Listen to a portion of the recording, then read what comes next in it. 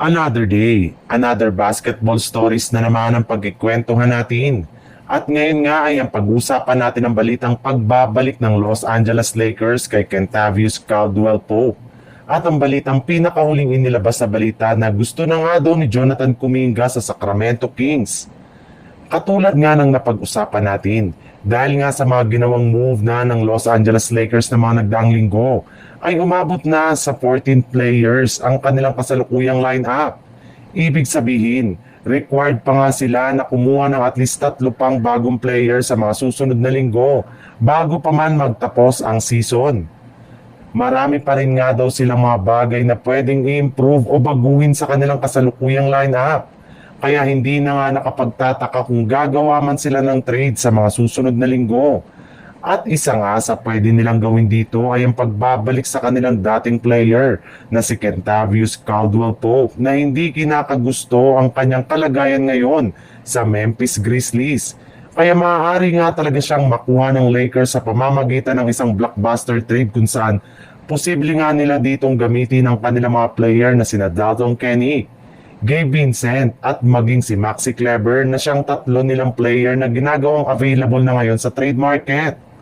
Mismong Lakers na rin naman nga ang nagsabi na nagsisisi na nga sila na sa pagtanggal nila noon kay KCP sa kanilang lineup at ngayon nga na may pagkakataon na sila na makuha ito ay sigurado nga na hindi na nila ito palalagpasin pa.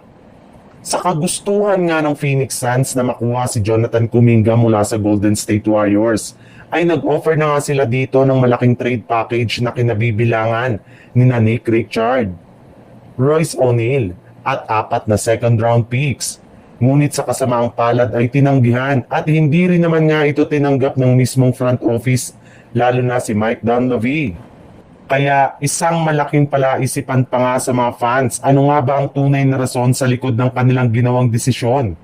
Well, ayon nga sa ibinulgar ng isang NBA insider mula sa Warriors, gusto nga daw po ng kanilang front office na makuha rin sa Suns bilang kapalit ni Kuminga si Ryan Dunn. Ang kaso lang dyan, hindi na rin naman nga sila nagkaroon ng conflict dahil sa simula pa lang nga ay mismong Suns na ang nagsabi na ayaw nilang isalit o i-trade dito ang kanilang batang player.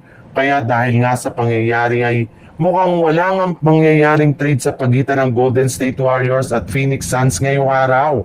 Mas pinalala pa nga ito nang sabihin ni JK na ayaw niya na maglaro sa Phoenix Suns next season at mas gusto nga niya na lumipat na lang sa Sacramento Kings.